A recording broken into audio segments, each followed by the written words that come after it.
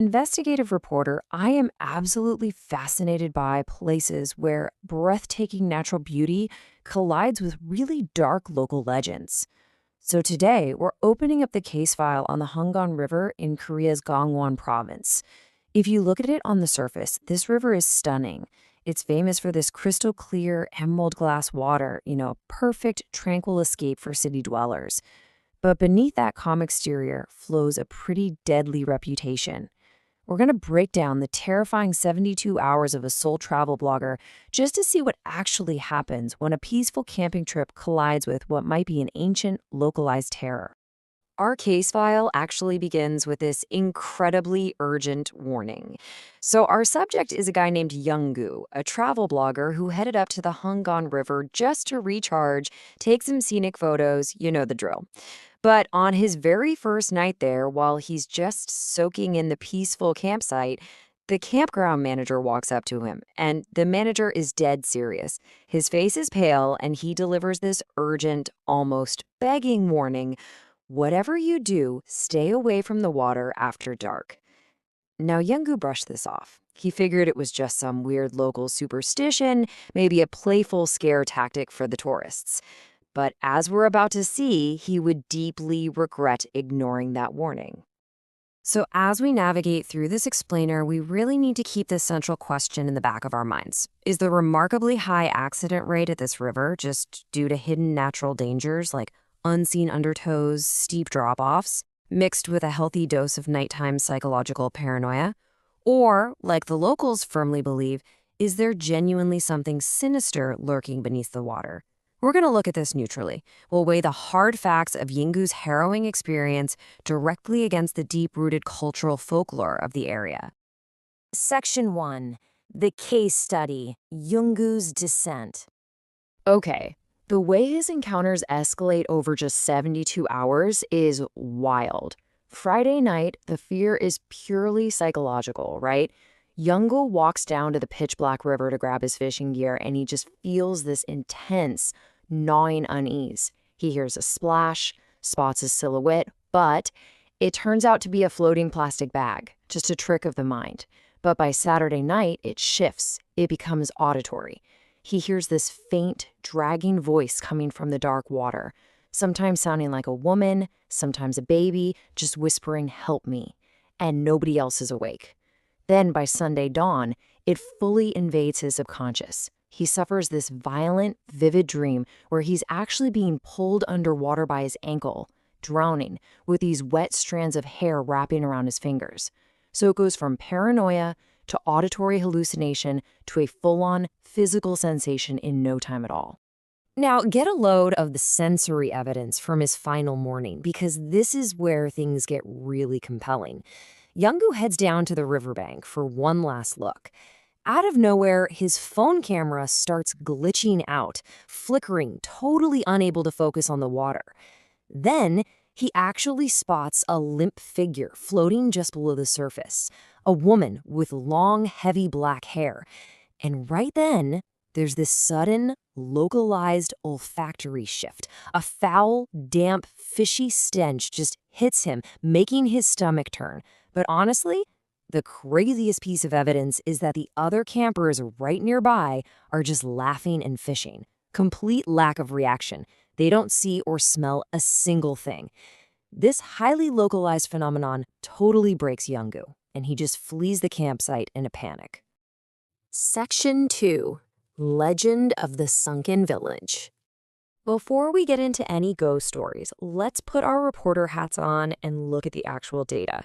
According to local reports and some online research Yungu literally did while sitting at the campsite, this river has a shockingly high rate of bizarre accidents. We're talking dozens of drownings that completely defy the logic of the river's super calm currents. The campground manager himself noted that victims don't just slip and fall in. Eyewitnesses swear they are physically pulled under. And weirdly, the bodies often vanish, only to turn up miles downstream much later.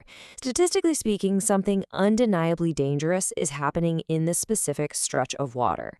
And that brings us right to the folklore. So the local legend, which is whispered pretty quietly among the residents, speaks of a sunken village. The story goes that years ago, a massive flood completely wiped out an entire nearby community, and it left their restless spirits trapped right there in the waters that took their lives. An older local even shared this chilling detail about a woman from Seoul in red stilettos who slipped and drowned there, which supposedly acted as a catalyst for even more vanishings. The locals will just calmly tell you that the river spirits are lonely, and they're actively claiming more victims to join them down in the depths. Section 3. The Shaman and the Spirit. You think going home means you're safe, right? Well, not exactly. Back in Seoul, Yungu tried to process everything by writing a blog post. But the terror literally followed him online. He started receiving these distorted, darkened edits of the very photos he had taken sent by an anonymous user. One edit showed a faint, pale woman's face hovering right above the river water, with this super creepy message attached. "This is the photo you took." Now, was this just a malicious internet troll preying on a traumatized guy? Or a supernatural threat reaching through the screen? Whatever it was, it absolutely terrified Yungu into completely deleting his travel blog. After that cyber harassment, Yungu's physical and psychological state just completely unraveled. He developed such severe water anxiety that even being near a swimming pool or just taking a shower made his skin crawl. He was dealing with relentless nightmares, waking up in cold sweats, and most terrifyingly, he started having phantom physical sensations. He swore he could literally feel hands grabbing his ankles while he was in the shower. And here's the kicker. Western doctors, standard psychological treatments, meditation, they all completely failed to help him. The symptoms just wouldn't budge, which eventually pushed him to seek out a traditional cultural intervention. Desperate for relief, Yungu visited a traditional Korean shaman. And get this, without Yungu even explaining what had happened, the shaman immediately diagnosed his condition. A water spirit had latched onto him. In Korean folklore, this specific entity is called a mugusin. It is widely considered one of the most dangerous evil spirits out there. Basically, it's a restless soul that is permanently trapped exactly where it drowned. Because the water is freezing and lonely, the mugusin seeks companionship. It actively whispers to the living, trying to drag them under just so it won't be alone in the dark anymore.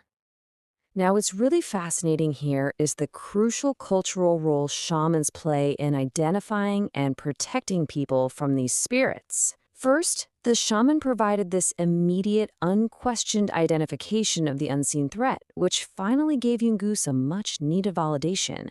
Second, they crafted a highly specialized protective talisman. And third, they laid out a really strict protocol. Yungu had to keep that talisman on him, especially near any water, for exactly 1 year. And guess what? It worked. The nightmares, the phantom grabbing, that horrible fishy stench, everything completely vanished. Where modern medicine hit an absolute brick wall, this deep-rooted cultural practice succeeded. Section 4. Paranoia or the paranormal. Look, as an investigative reporter, we have to weigh both sides. On the rational, skeptical side of the coin, we've got a guy totally exhausted from city life, sitting alone in the dark, whose paranoia gets easily triggered by tricky shadows and floating plastic trash. And that cyber harassment, it could so easily just be the work of internet pranksters who love messing with people over ghost stories. But on the supernatural side, we have an undisputed, highly localized history of drownings in perfectly calm waters. We have intense physical sensory details like a localized fishy smell and a glitching camera happening only to him. And perhaps most compellingly, we have a traditional shaman's cure that flawlessly resolved severe trauma when modern medical science flat out could not. So I'm going to leave you with this final thought. Was Yungu simply a victim of his own mind, terrified by shadows and the sheer power of suggestion? Or did he genuinely cross paths with a Mulgusin, a lonely spirit reaching out from a flooded village? If you ever find yourself walking by the picturesque Hongan River at night, and you hear a faint voice whispering for help from the dark water, will you assume it's just the wind in the trees? Or will you remember this explainer and run? Thank you so much for joining me today. Keep your curiosity sharp, and as always, stay safe out there.